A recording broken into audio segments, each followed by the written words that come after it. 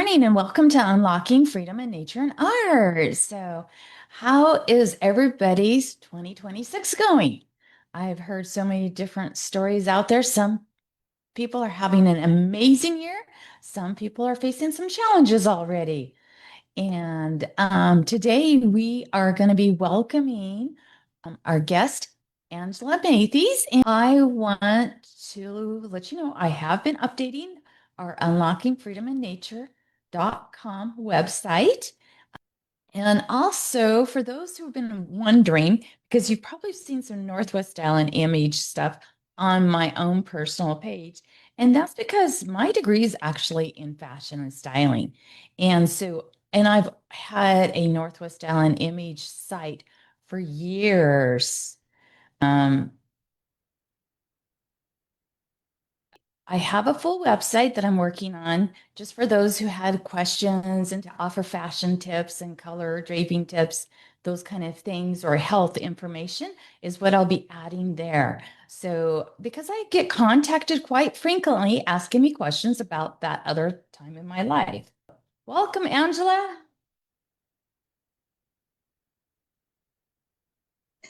Good morning. Good morning. Thank you for having me here this morning. Oh, you're welcome. So, you were having a few technical issues there. I was indeed. I was. It happens to the best of us. I've had my internet go out before because of solar flares or storms or had the power go out like immediately afterwards. So you just never know.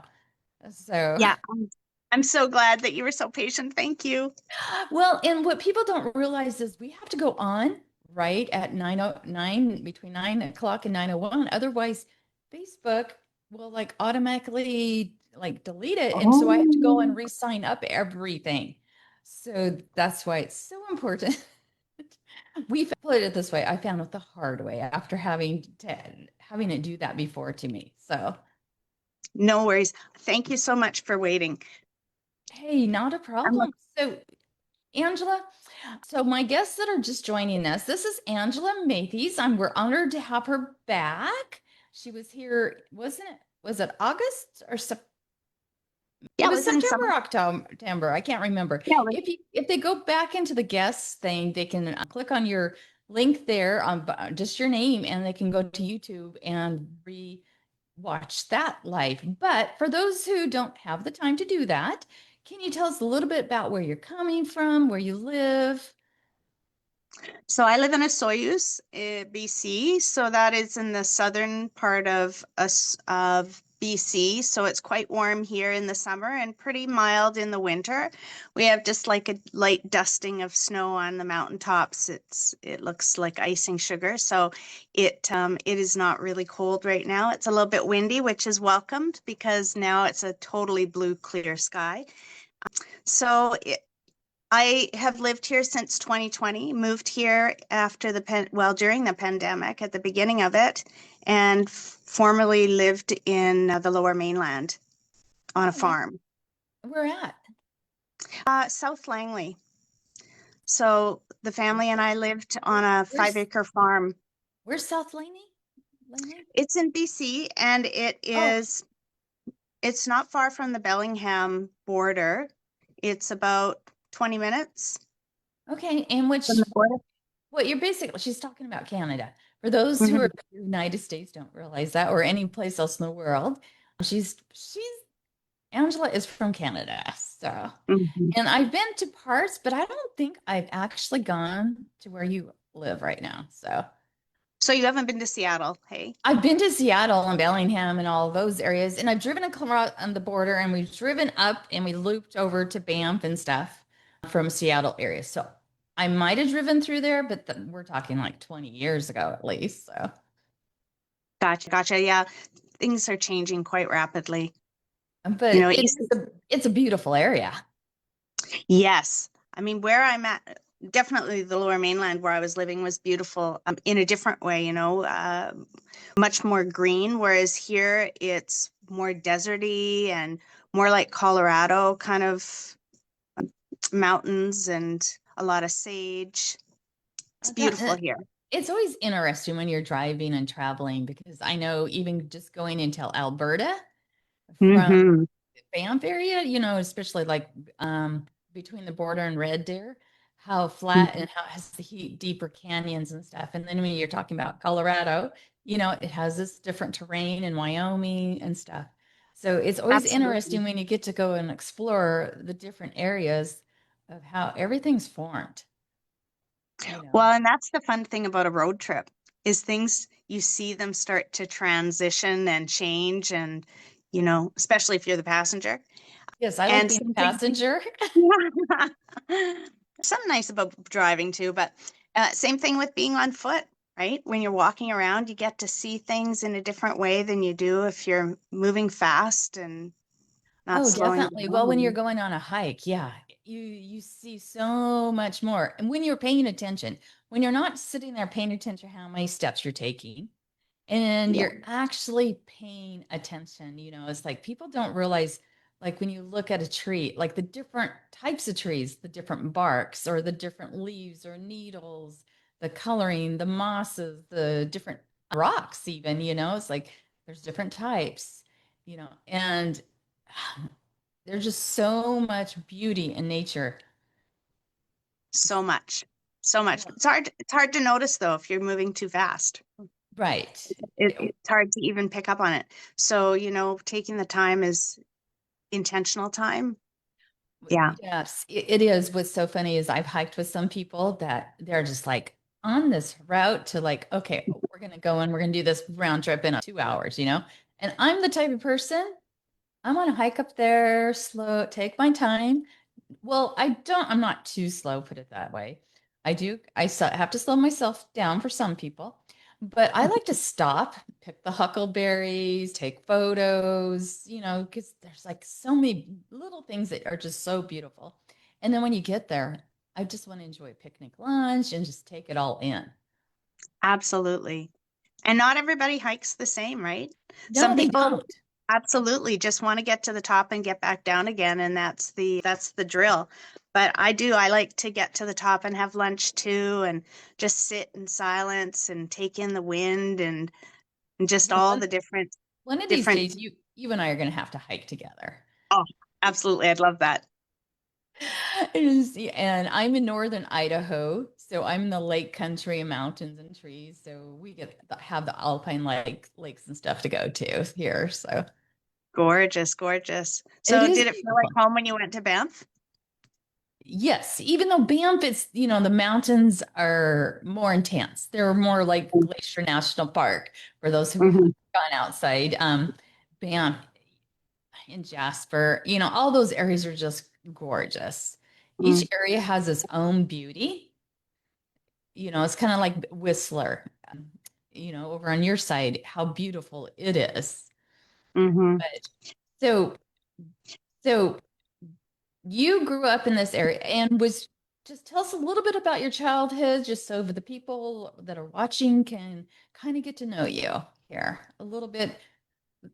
So I grew up in the Lower Mainland with my mom and my dad. I had really young parents. Um, so my mom was a teen mom. So I spent a lot of time with my grandparents. We lived with them off and on. Um, my dad was really hardworking, and he came from a family where there was alcoholism. So he was a very uber responsible person. He was the one in the family that took care of everybody and made sure that, you know, when I came into the world, he was uber responsible about our family as well. So he was such a great example for, pardon me, for um, working hard. It was always the thread that ran through everything that he did. So he did it at the expense of himself because of his I think his fears around not being a good provider. And so he actually, I bring this up because I think it's relevant. He didn't get to do a lot of things that he wanted to do in his life. Um, and so he would draw pictures with me when I was a little girl of these mountains. And he would always have like this little cabin and a mountain and a whole bunch of these little stick trees. And I remember thinking as a kid, oh, he always draws that. But of course, as a child, you don't have the perspective to really look much further than that. But now, as an adult and being at the age he was when he passed away, I think about how much he wanted to live in the mountains, how much he wanted to go there. So to me, I think that is, he taught me to love nature because everywhere we went, it was all about looking at nature. And I remember rolling my eyes as a teen going, oh my gosh, Dad, it's another tree. Like, why are you pointing that out to me? What's so funny is that is something I used to draw a lot. Trees is like my main thing I have drawn since I was tiny, is drawing trees and mountains. I live in the mountains and in the trees. Yes. Yeah, It's like even though I grew up on farms, and different smaller places, and I love the outdoors, no matter if it's the ocean or the forest, wherever.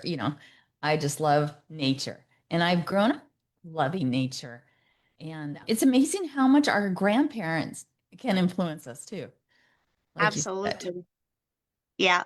Yeah, I used to spend a lot of time outside with my grandma in the garden, and she would take me around her rockery.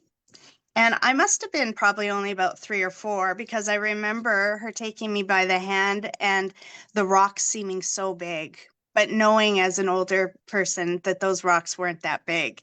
And we would find these little tiny, baby's breath between the rocks and her roses, and she'd have me smell them. And there was a lot of taking the time to be in the moment. And I think that was, such a big part of my connection with her.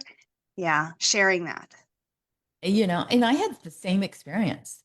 So I totally, totally get it. Spending time in the garden and the flower gardens, learning how to plant seeds and bulbs and how to cut different flowers, all of that.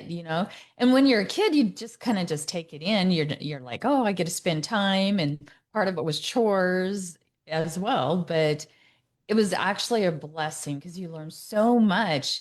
And I credit that to that's why I use nature and art for therapy, like you, is because without even realizing it, was using it all the time, and I use it to this day. It's when I Mhm. sit still that you notice the pain, but when you're out in nature and stuff, it's like it helps to wipe it away.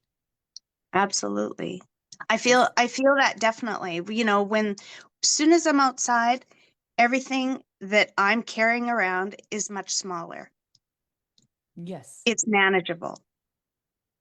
I totally agree. So I want to say hi to Trish and to anybody else that is watching. We can see some of your comments, some of them we can't see. But thank you for being here. Angela, let's go dive into this.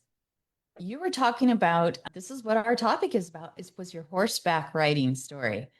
What changed and lead us up to this, up to how this all, what was going on maybe before? And then the horseback riding, I'm thinking that might be the best way. Yeah, well, I followed in my dad's footsteps quite a bit. And so I created, I think, a lot of work focus and had forgotten a lot of myself along the way. But I had some dreams that I had tucked in my back pocket that I wanted to do. And one of them was I always wanted to go on a horse adventure backpack. And nobody that I knew had done anything like that. But I had met this young girl when I had gone to Yellowstone with my middle son, and her family had an outfitters company, a small outfitters company in Anaheim, sorry, not Anaheim, California, Anaheim in Kootenays. And and so I called her up and asked her if she was having any trips. And I had asked my son if he'd like to come with me. And so we did that together. So my son and I had gone to Yellowstone on this long school trip. And that might have been part of the beginning because I used to not be able to do long drives. I used to get so sleepy. I'd have to pull over and have a nap like for 10 minutes and then get back on the road, almost like narcolepsy. It was horrible. So I signed up to be a driver to go to Yellowstone with my son.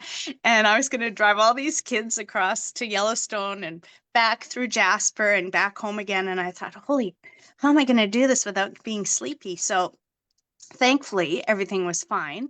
And I didn't get sleepy at all because the kids were super exuberant and fun and exciting. And we had the party van. So everything was good. But I met this girl on this trip. And so she took us on this 4-day expedition on horseback up So, to the Agulti so Mountains. before I go there, what were you doing for work wise and stuff before this whole trip that I was counseling and I was working at a school and I was also counseling online. So I just took the time off to do that. But I guess the biggest hurdle that I was having is that I had gained a lot of weight over the years of being married and having kids and really kind of burning the candle at both ends and not valuing health and wellness to the extent that I look back now and I see, wow, like I really put that on the back burner. well, when you were And sharing your photos, I was like, oh wow, she does not look the same.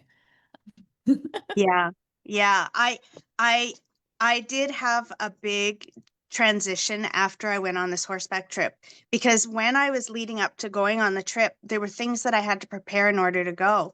You know, even telling her how much I weighed so that she could pick the right horse for me, I was literally right on the cusp of not being able to go. My weight was so high. So the other thing was is that I had a CPAP machine that I needed to use in order to be able to not have multiple holding my breath when I was sleeping. There was like 90 times my breath was stopping when I was sleeping. So Wow. I was actually having heart issues, arrhythmia that was taking me to the cardiologist. So it was quite big. So I was really on the cusp of, is this safe to even go on this trip? So it But I was was a still total blessing to go down to Yellowstone then to meet yeah, her. Like, yes, such a blessing. And who would have known, right? She was very young. Like I was surprised that she had so much responsibility that she did this trip, her and her sister. And they were literally just early adulthood. I think she was just 20, maybe wow. 19. And they packed the horses for us.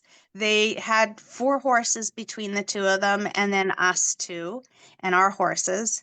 And because I had this CPAP and we were going to be camping, I had to take this massive battery. I remember going to Canadian Tire and buying this big battery because I was afraid to go without my CPAP machine. So, the horses can only carry so much in those Right. saddlebags. So here I'm packing this like 10-pound weight at least that they put in the saddlebags for me along with my other gear. And yeah, it was a miracle that I actually got to go on the trip. So this was a 4-day adventure. And you said it was in Anaheim. Where's exactly is that? So, I guess it's probably, I don't have a map in front of me. Maybe it's about 4 hours away from Williams Lake. And my geography is really poor. Because the Coonies is Um, kind of above us, if I remember right. Isn't it? It's yeah. So the Agulti Mountains is exactly where we rode to. And, and it's was it close to inactive. Radium Hot Springs area or no? No, no, Okay. no. I'd have to get my map out to use sorry. But yeah, it's up in the Kootenays and it was in an inactive volcano and the ground was all shale by the time we got to the top. But before we got to the top, you could see the mountain from where we were starting on this dirt road. And it was way, way far in the distance. It was almost unbelievable to me that we were going to go there because On many trips, you don't necessarily see the exact point that you're going to from your starting point. Right. It's, going around things and you get there by path. But this was quite huge to see this mountain way in the distance that we were going to be traveling on these horses. And I had done a few trips before we had embarked on this because I knew I hadn't been riding for years. So I'm like, I had a saddle that had like a gel seat like you get for your bike. I thought I got to prepare for this. Did it make a difference? Oh yeah, it did. Yeah. If anybody wants to do a long trip and hasn't rode for a while, I'd highly recommend it. It's funny. So, but it's like kind of like when some of the hikes, we can see the mountain and we're like going, oh gosh, that's a climb. Yeah, Because you're looking up at the absolutely. top and you're like, oh, okay. And you're just like, and I'll take pictures at different levels going up. And I'm like, oh, look that, because the mountain just across. Because at first you're just looking up that across one and you're like, oh my gosh, I can't believe we're going to actually do this. But it's I, amazing. it is amazing. And I'm, thinking, the mindset to do something out of your comfort zone, the mindset that you start with doesn't start at the base of the hill. It starts much before that. And so then when you get to the base of the hill, hopefully you've got a mindset that's going to tell you you can do it, even if you're scared. Because it's, it, it's a point that you can be scared enough to turn around and say, I don't want to do that. It's too scary. Yes, yes. And I think that's what's awesome about hiking or going on trail rides like that is because after when you come back down, it's just like I can't believe I did it. But there's some points in some places that I've hiked to. One of the last ones was a lake one, and I'll tell you more about that. That you're just like, okay, can I do this? Or do I have to have Yeah. somebody come and get me? Yes, Right? absolutely. So Well, continue it, on your path here up the mountain. it I'm visualizing the whole thing. It actually wasn't very far on the trail. We were probably about a half an hour on the trail. And it's just going through nice trees. It's a path that's just well worn by horses. Nothing other than that. It's just all trees around us. And all of a sudden, my son in front of me falls off his horse.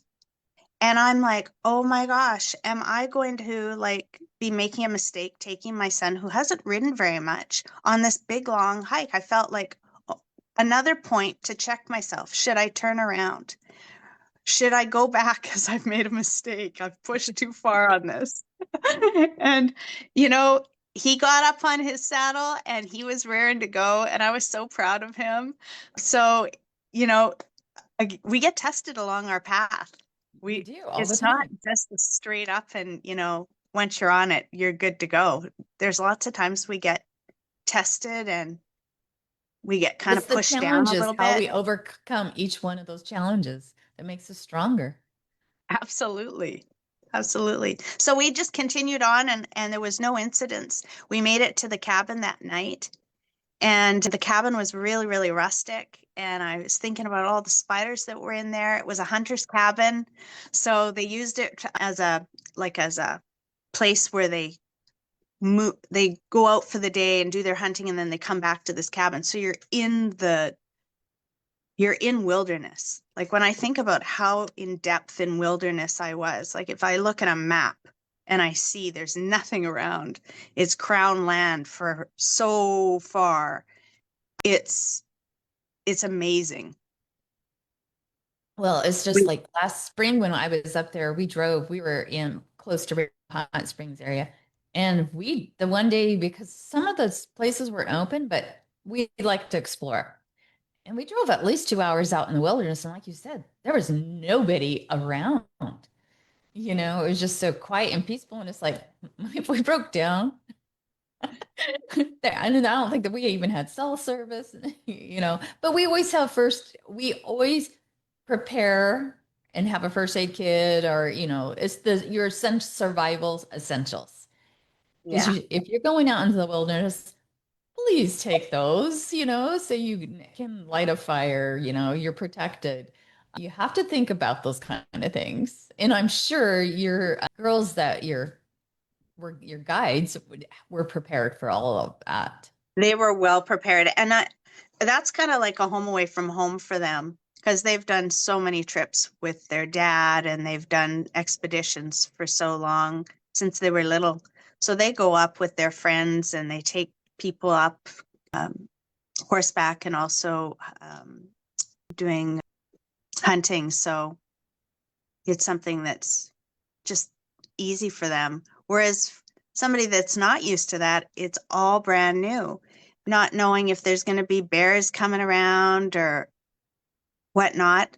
We traveled, well, that night was really quite nice. They read this book to us at night by candlelight inside the cabin because there was no electricity.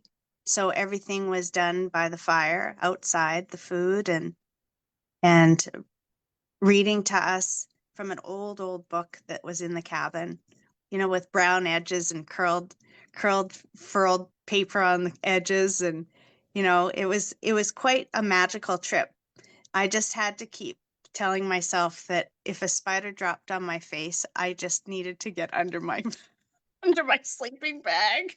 So I think I slept tucked with my head tight around my sleeping bag all night. That's funny.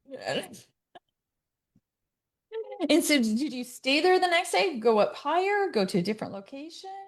Yeah, no, we went up, so that was just our first night, and then we went up probably about, I'm gonna say maybe 3 hours of riding.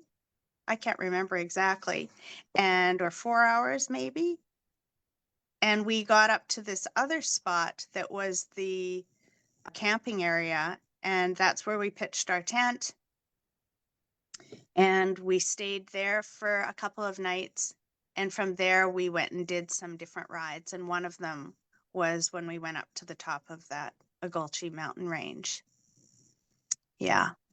Nice. Was And there horses. lakes and stuff up there or? There was no lakes up there that we saw. There was, some waterways when we were passing through to the cabin, but there was no lakes that I visited up there. We were more so going to the mountain range. And the meadow that they had the horses in overnight, they just let them be free and they stayed close by and it Well really, trained horses. yeah, yeah. I So think I think a couple of them they might have had to hobble, but for the most part they were all free at night and they stayed close. And in the morning I woke up and I could hear this noise, this heavy breathing. I was like, oh my it's- gosh, what is that? And it turned out it was the horses. They were all just kind of sniffing around and I always laugh because when we have people out here that have lived in the city all the time, they're like people like come here and they're like, oh my gosh, you guys live so far out. You're in the woods. We're a couple miles off the main highway, right? And 10 miles from Sandpoint. So it's like, I'm thinking, not really. But to them, because if you're so used to just traffic and houses next door and seeing people constantly, it's a hmm it's a totally different atmosphere. And I think that's what people forget is we all grow up different. So it's kind of like the girls. They're so used to, and it's like at that age, I used to ride horse and stuff up with my friends all the time. Even a couple of years ago, could have done that, because she's so good at packing your horse, doing horses because they have horses. It's what you get used to, right? Tammy, So did you grow up on a farm? I did. How big was your farm? So my one grandparents had like, I think 360 acres. Wow. And I had other grandparents that had another. And then we moved, but we were always on people's farms or my friends' farms. And I helped train horses and different things. And we actually have 10 acres here. So I have a huge garden. I have my chickens. We talked about our shared love of chickens last time. But it's like it's where you grow up, and so and how you were raised, you come up with, I guess that's you can understand others when you've gone through different things. Everybody goes through different. things so that they have different points of view. It's how you're raised, and sometimes we don't understand unless we can listen to that person's story, if that makes sense. And, it's like you're telling us this story about how of going up on this mountain. It's like this is a new perspective for you. You're doing this horseback riding. Had you done horseback? You'd done some horseback riding before, but never a trail ride, correct? Yeah. I had my own horse when I was a child, so I was around horses, but I had not ever gone on a multi-day ride. That So, was brand new. it's like when we were over at Glacier, we were river rafting. They offer a horse ride adventure with the rafting, and I was like, Mhm. oh, for 5 days, and I'm like, oh my gosh, that would be so intense and so fun, you know. So the last time I went on horseback riding was like 11 years ago already in West Virginia with a friend through wine fields, through all the farms and stuff, the cattle Wow. ranches. It was so much fun. It was amazing. Well, I have a dream to go to the Grand Canyon and go riding. But I have a friend that's a avid rider, much more avid than I, and she took her horse into the canyon and she told me, do not, I would not do that again. She There's said some that places the trails are so narrow. She says it's way better on a donkey. I can get it. Some places I would not take a horse because of the trails. It's like you don't want to risk hurting them. And there's some places I can't. I'm not a big, when I was younger, we'll put it this way, I was not afraid of anything. But now it's like, I don't like looking straight down at cliffs. And one of the scariest adventures was last year we were in Canada and we went on this back road and, and there's all these people passing and stuff, but the washouts in the road and it was straight down like thousands of feet. And it was a one way. And then I was like, the car, I'm like, no, you cannot pull over here. I was so nervous. Yeah. I was like, no Yeah. way. I don't want to come back on this road. Yeah, absolutely. Absolutely. Well, was that not that long ago? Maybe a few years ago that you Last spring. Yeah. Yeah. We've had a couple of really not great weather systems come through and cause some washouts. Yeah. Yeah. BC? Oh, you weren't in BC, were you? Yes, I was. Mm. So I was up there by Radium Hot Springs area, Banff, that general area, because you can cross back Oh and yeah, forth. that was this just this past year. Yes, it was. So it was like, Right. oh my gosh, this is kind of terrifying how those washouts are, because if you're not careful and don't see Yeah. it versus driving at night, and then, it's like here, if you're used to going to certain areas, you know what to expect. We didn't, that was our first time there. So, so our guests don't get lost here, and we're since I'm squirreling here. So you did this whole road. What did something happen on that trail that made you want to change? What, because you're at this beautiful area with the I horses. I think each time I've stretched myself to do something new, and I've had different times in my life where I've been at a precipice and I've tried something new. I've stretched myself. I find myself on the other side of it, and then it makes me have more of a clearer picture. It's like when you get to the top of a mountain and you get to see, wow, I never realized, where I actually was at the base of the mountain in relation to all the things that were around me. And so when you get to the top of the mountain, you see so much more. And so it was a little bit of a metaphor, I think, that when I was getting to the top of this mountain and I was also seeing my life a little more clear. And it wasn't like I had a full picture of everything and it was all of a sudden I had all the answers. It wasn't like that. It was another piece of the puzzle. And it helped grow something in me to be able to do that trip against all the odds and all the fears and the barriers that I had perceived. Working through all those barriers, and holding on to the mindset and being able to come out the other side literally starts to shaped me. And it isn't a finished product. I think every day is like that when I stretch myself to do something. And so that was like a big trip. Same thing with the Yellowstone, going on that trip. Oh Yeah. yeah. And the Yellowstone, people haven't been there. It's beautiful too. So any trip, even if it's Yes. just a walk outside for that day, what I've noticed when I go on walks, especially when you take the whole day, not just a few hours, take the whole day or 2 or 3 days and you go on an adventure like that, you're surrounded by mountains and trees. You get that clear picture. And I don't know, I end up being more creative and more positive Hmm. compared to if I go to Disneyland or Disney World, you had fun, right? But Hmm. you don't come back as clear as if you're just spending time out with nature. Anyway, that's my perspective and my observation on it.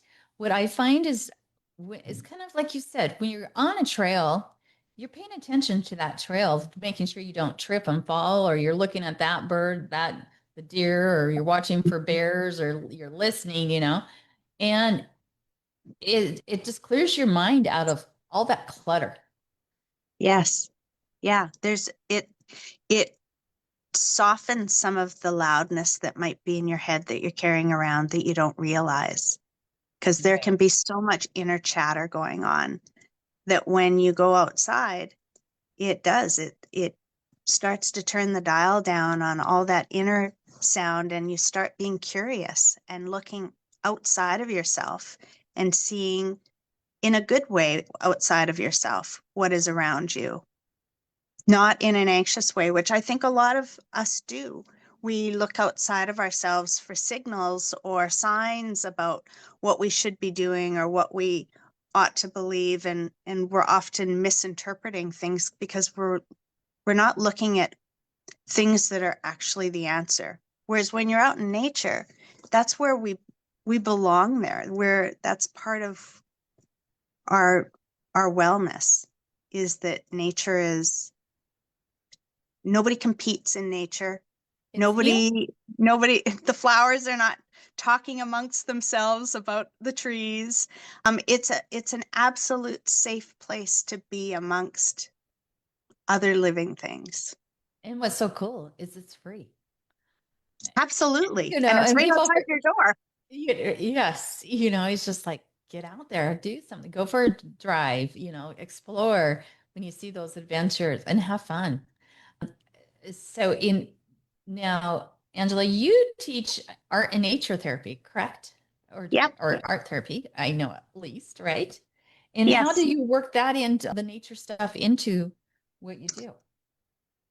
So it depends on the context in which I'm working. So if I'm doing a retreat, then, I'm out in nature with people and we do art out in nature or bring that nature into the art making process.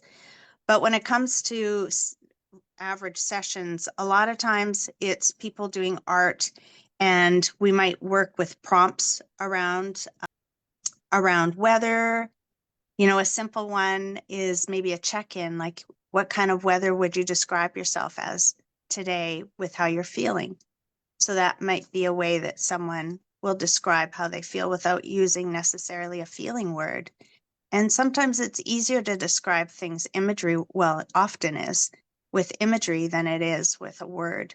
And then we connect the words. So image first and words second. I And like that that. deepens the connection. Right.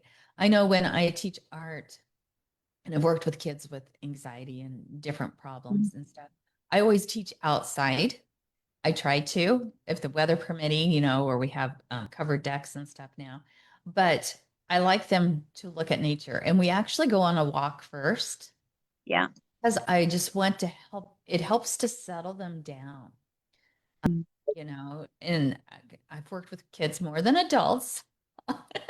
I'll admit that, even though I do work with adults, but I love working with children and just watching them. But when kids have gone through some devastating things in their past, I've observed that if they can go and just walk and explore nature for even 10 or 20 minutes, it helps to settle them down. I mean, my art classes a lot of times will last several hours because I just want them to relax and be Hmm. themselves. And Hmm. it's amazing that process, how it clears their minds. Absolutely.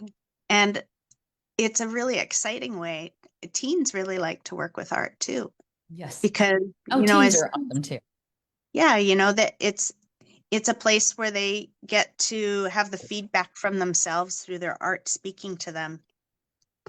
So that's one of the ways that I work with art as well, is helping people to dialogue with their art because it's alive. It's part of them that's now outside of them in some physical, tangible form. So there's ways that we can start to see ourselves in our images and the things that we've created.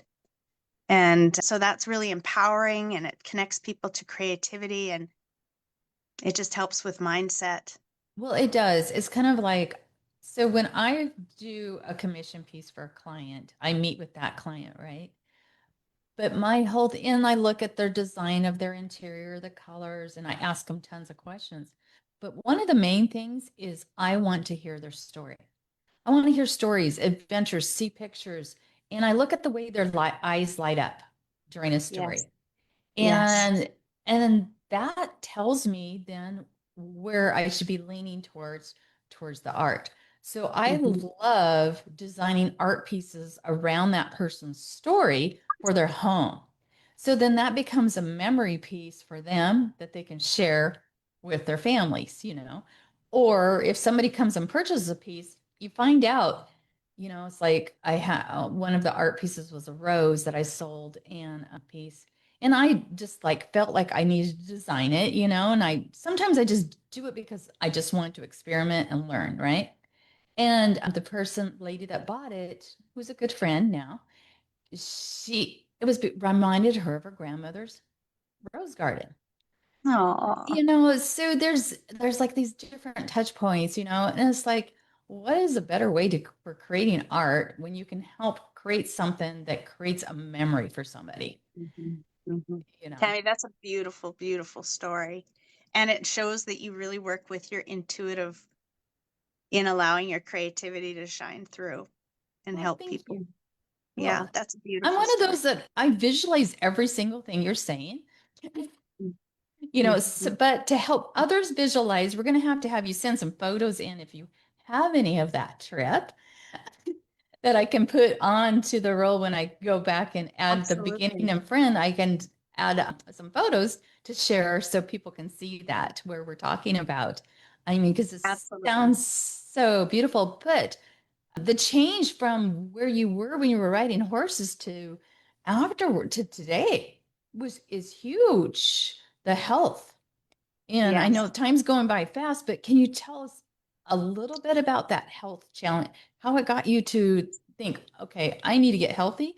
Is that what you were thinking? Or My thinking is that when I got to the top of the mountain, that was part of my mindset. But then also my son went off to graduate school, and he was out of the nest. And so I had another one that was soon to be coming out of the nest. I could see the writing on the wall, and it just made me think I needed to start thinking about my life differently. I needed to align myself with some of the passions that I had and some of the purpose that I have for giving back to the world and living my gifts. And, one of those things involved, you know, the separation with my husband, who I'd been with for 26 years. So that was a really big transition. We'd kind of gone as far as we could in terms of being our best selves and giving what we could give together. And I think that that was a turning point for me, that I was going on a different path and had different things that I needed to do. So, that was a very big challenge. And I could see the mountain from the base. I can't even say that I could see the mountain from there, to be honest. It felt like I was already at the base of the mountain and couldn't really see the top. It was fogged in. It was very fogged in. That was a great description of it. And so I ended up doing what was was my next kind of default thing, which is I've got to do something to fill this emptiness that I'm feeling, which was grief and loss and not knowing where I was going. And I signed up to do this yoga teaching class for children and youth. And it was just for trauma informed yoga with children. And I thought, oh, I'm going to use this when I'm supporting kids. And I remember doing that yoga course, and I was with people. Some of them had already done their 200 level course training to be instructors, and some of them were like me that had just had an interest. I could tell you, I could barely lift my belly off the floor. I could not hold a plank. I I didn't know any of the shape names yet at that time. I knew very, very little, and I was very limited in my movement. And I remember thinking, oh my gosh, what am I doing? And I thought, no, I've got to embrace this. And I think that that's the body positiveness, is that wherever I was, I just had to work with it, and not give up. And I started to do other things that were healthy. I started to like take supplements that were healthy. I started to sleep, which is a huge thing, right? You gain so much cortisol, stress hormones when you don't sleep. And I was staying up in the middle of the night working and doing all sorts of things that was not a good thing. So those things also helped me to have a better body consciousness. And I started to do yoga on my own on a regular basis. I started to commit myself to my own practice. And I started to see the pounds starting to come off and my flexibility start to come. And it was life transforming in a way I don't even have words for. Oh, your photos definitely tell the difference, but what tells the difference is how you felt.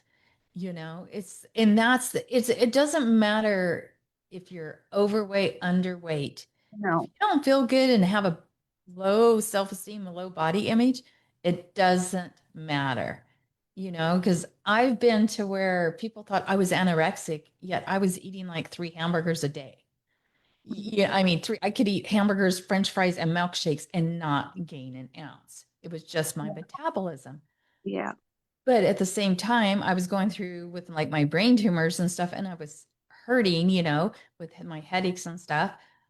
So it doesn't really matter, and people forget that. It doesn't matter how big you are, or small you are, tall, short, skinny, fat. It doesn't matter. It's what's on the inside and how we're taking care of ourselves. Like you said, eating healthy, drinking, getting your sleep. Kind of like last week, Elena said, was the fact that, breathing in, taking those breaths, exercising, stretching, things that help us. And I think going hiking is one of those. But you know what I love about what you do is the fact that you never give up.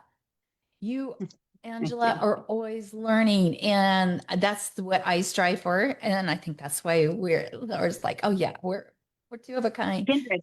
Kindred. because we love to learn. Every single day I learn something new. Not saying it might be something that I have to relearn because I forgot how to do something, but a lot of times you relearn a better way. We're always willing to learn something new or listen to something different. Absolutely. That's a great point, Tammy. There's always every day something to learn. And our experience can teach us, but also do other people's stories and our connection to other people's stories. Like when you were talking about having a brain tumor, a lot of people probably didn't even know that you were struggling through that. Oh, And and I still have them, but people have no idea. But I didn't for years. I never even told anybody, But that is one reason. And then I was later on. I was like, I've always kept busy because that was my pain. how to deal with pain management was I can't just sit. When I sit, I hurt. So that's why I'm always doing something, whether it's with the art or going on nature walks or something. But everybody has to find what works for them too. Because sometimes people are like, oh, you need to do this, this, this, or you need to try this or this. That person may have already tried each and every one of those things. Or they're Yes. so tired from trying and they finally found something that worked. They're just going to stick with that for a while. Doesn't mean they're not listening, but every person has a different perspective and has gone through things differently. So, Yes. And our kindness and compassion for others, even if we don't understand, I yes, think is just so core, so core. I feel like we've lost a little ground since COVID on that, and just growing that is just so valuable. it is. And I hope that's what our community we can share is kindness matters. Put yourself in that other person's shoes. How would you want to be treated? Yeah, absolutely. And I always try to look at that. I'm not perfect at it at all. And sometimes when you find you're angry or upset at somebody, then you look back and realize you're doing the same thing. Yeah. Yeah. And you're like, Yeah. When we bump up against our own triggers. Yeah, yes, absolutely. And don't even know we've got a trigger happening. yes. Absolutely. Yeah. At times, and then other times things may not be your fault at all. You're just sitting there holding back, not saying anything because that person has to experience it or go through it, right? Yeah. And those I think are some of the more difficult times. Yes. And having even just one person that you can call when you're feeling like you're just at the bottom, or feeling like you're just not sure about what to do next, or that you need to feel better because it feels so challenging. Just having one, even a phone call, can make all the difference. It does. And it's like having that one friend that, it's like I have so many different friends that you can just call or rant to, or have a cat or a dog. You can just tell Yes. all of your problems because once it gets out of you, you feel so much better. Right? Yes. Sometimes it's just a matter of it's going to pass. Yes. You just need to break the pattern, the loop that maybe you're feeling like your brain is on thinking about something. And But I sometimes think going for a walk is just breaks the loop. well, you and I are thinking the same way. So I'm like, okay, but especially when you're stressed, have lots of anxiety, my observation is go for a walk, right? If you Yes. can get out there and get some fresh air. It's a little too icy, it's been around here. I'll go and check on my chickens here.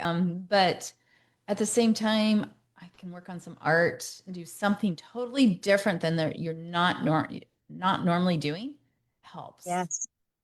And I think that that's a great point, you're making, is as if we have a menu inside of us. I try and think about that in myself, creating this menu or having it as a source that you can go back to and say, okay, what are the things that renew me, or what are the things that soothe me? What are the things that, what do I need right now? And you go to your menu and you say, okay, I know when I go and I sit with my chickens, I get a laugh out of that, or I hold one of them, or I collect eggs and I think, oh my gosh, this is my egg from my coop. So silly, right?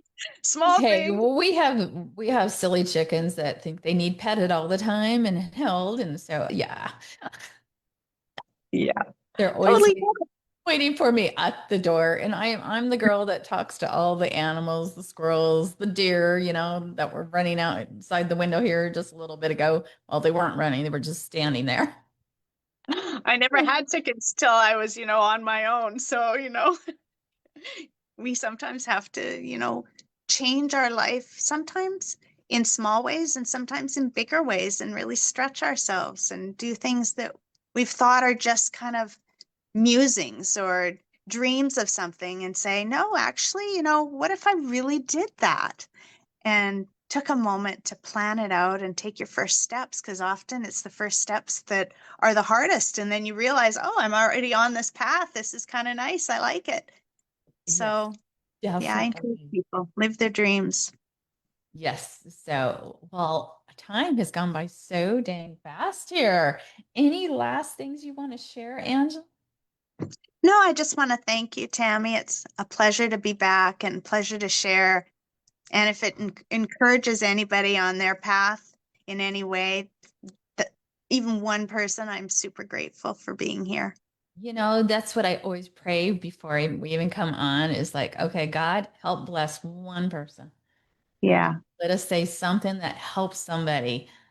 Because if we can help, right?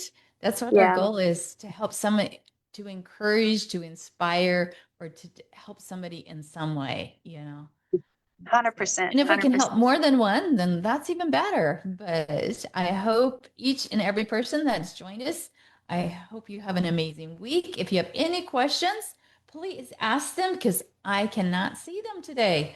So we never know with our Facebook Lives if we're going to be able to see them or not.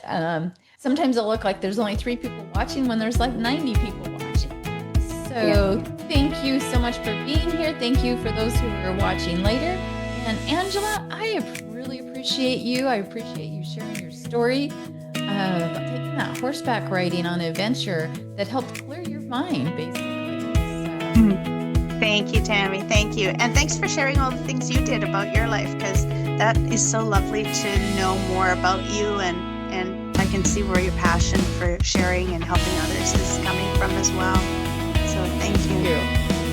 I appreciate it. And of course, we'll have to have you back. So everyone have a great week. Thanks for being here. Bye.